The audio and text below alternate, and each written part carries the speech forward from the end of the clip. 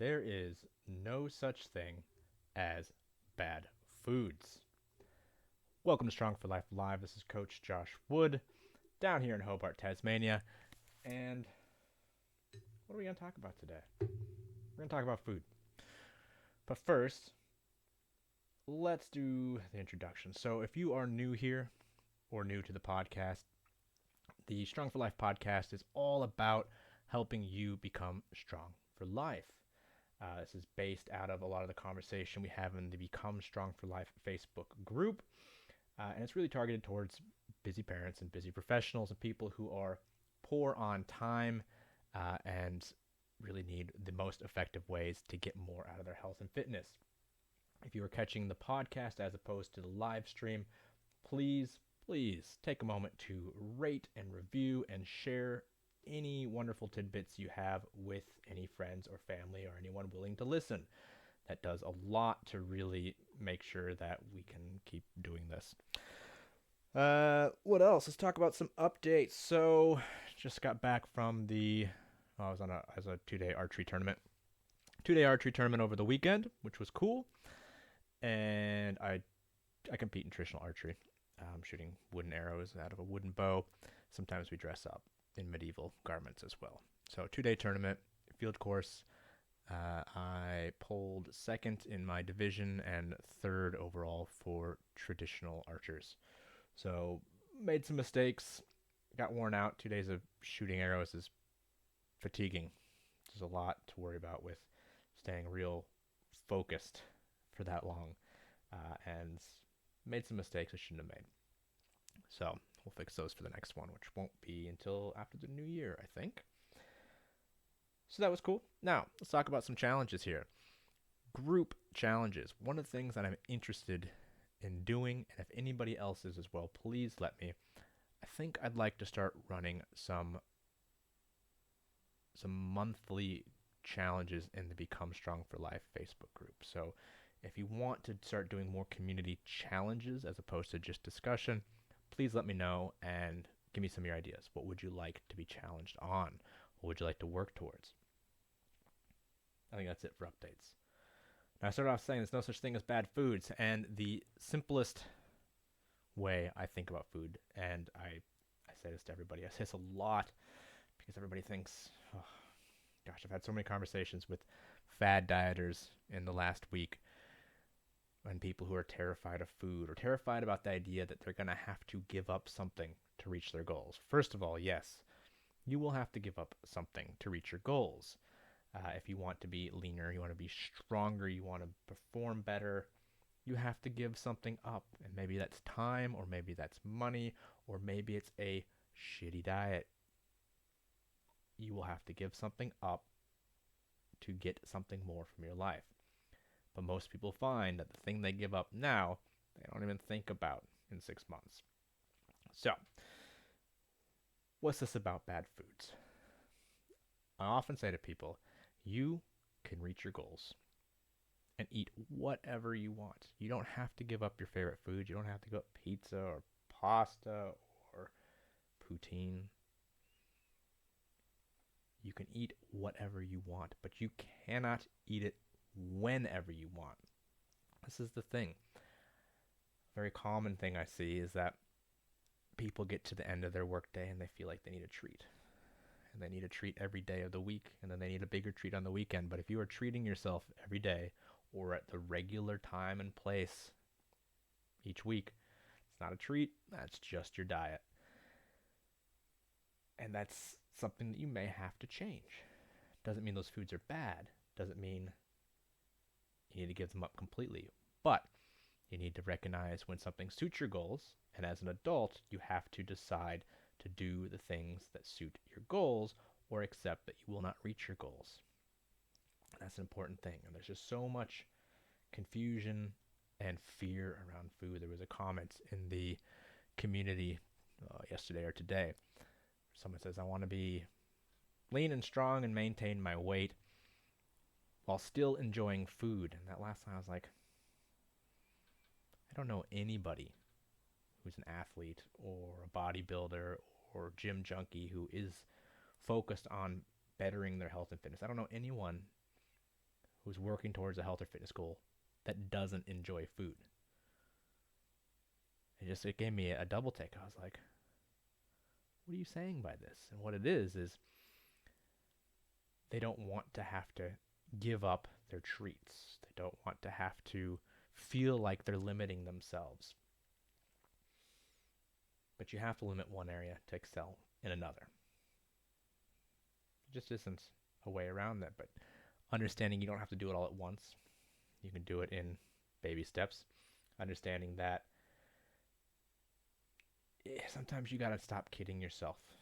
And maybe your goals don't actually match what you want out of life, what you think are your goals. Kind of comes down to what we were talking about a couple weeks ago about how, your wishes and your wants don't matter as much as what you actually do. It's kind of like people who say they want to win the lottery but never actually buy a lottery ticket. You have to invest. You have to invest in the results you want. And if you're unwilling to change anything or change the most important thing to reach those goals, I don't think those are real goals. And that's kind of a hard truth for a lot of people, is that to eat like an adult means eating for the life you actually want to live, not the one you're currently living and hoping will change. So you can eat what you want, you just can't eat it whenever you want. The other end of the spectrum I see is the people who aren't so afraid of having to give something up, but are looking for things to cut out. The ketos, the vegans, the intermittent fasters, the no carb, no sugar, can't eat this, can't eat that, who never see the results they want. I used to be part of a big keto Facebook group. I just couldn't be part of it anymore. I was trying to help people, but they're all like, I'm keto and I've given up all sugar and I lost 10 pounds a year ago, but I haven't lost anything since, and I can't figure it out because I've given up sugar and I put a stick of butter in my coffee every day. It's like, why can't people find balance? It's not about cutting out certain food groups. It's not about making sure you're allowing yourself certain things. It's the middle ground. It's the eating like an adult. It's the, I can do some things, but not other things based on what I want to achieve and where I'm at today. Don't fear certain foods. Don't fear having to give up certain things, but understand that there has to be give and take if you want to get what you say you want to get.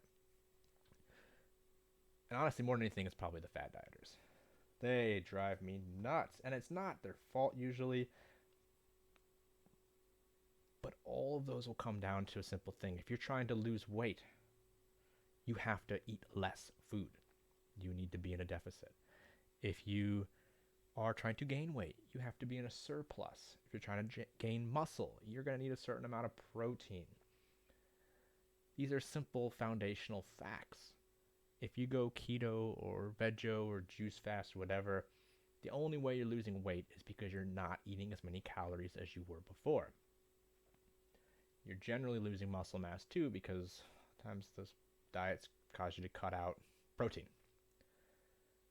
So you need to reach a balance. You need to reach a middle ground and understand some of the first principles around food and time management. You can't do everything, just like you can't eat everything at the same time all the time and expect to somehow look and feel different.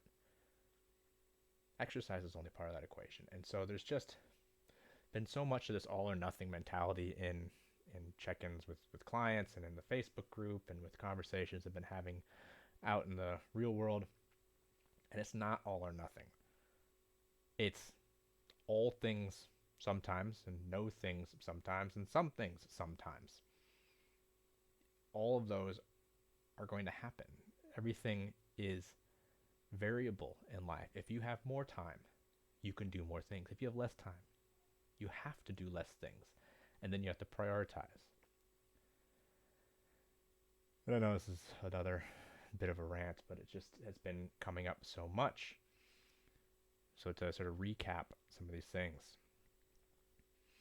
it's not a treat if you're consuming the same stuff all the time or at the same intervals. If every Friday you're going out for an entire pizza and a bucket of wings, it's not a treat, it's just your diet. If you need to eat a packet of Tim Tams after work just to survive the day, it's just your diet.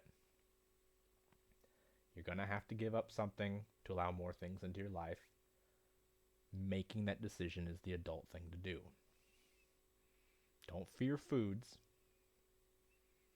because everything is a sometimes. It's a maybe and a sometimes. This is what you kind of have to tell your children a lot too, is maybe, sometimes. Sometimes you can eat that. Maybe you can have that today. Maybe you don't need it. Maybe you have other things that you want to do with your life. And when you understand your priorities, then you can make those decisions in a way that facilitates you getting what you want.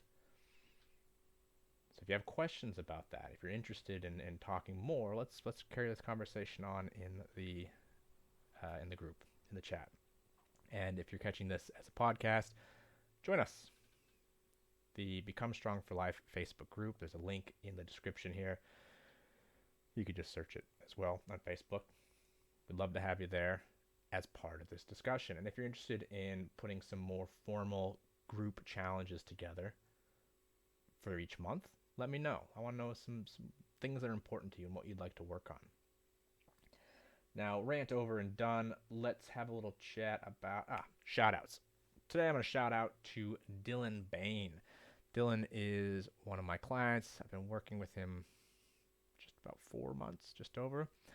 He just hit a weight loss goal that he's been working on for a few years. But we started up and smashed it out of the park, and now he's almost 40 pounds down and just under 300 pounds for the first time since 2020. And now he's back into jiu-jitsu and loving life. Another thing about Dylan is he's a finance coach. Different realm, same job as me. And I was just on his podcast today, and we had a fantastic hour-long talk about everything from my history and training and investing in yourself to, well, again, food choices and how I like to eat and what I think is important, and also our connection to nature being a big part of my underlying life philosophy. So stay tuned. I'll share some clips and links and things when that comes out, but it's going to be a little bit. It takes a while to get those things out. So shout out to Dylan and all his hard work, and to the great conversation we had today. Nice, short episode today. Again, this is Coach Josh in Hobart, Tasmania. And if you're wondering what decision is going to be the most important to getting the results you want, let me know. Let's hash it out. Let's see if we can come up to that, or drop it in the group and we'll have a discussion about it. In the meantime, I'll see you next week. Just make adult decisions.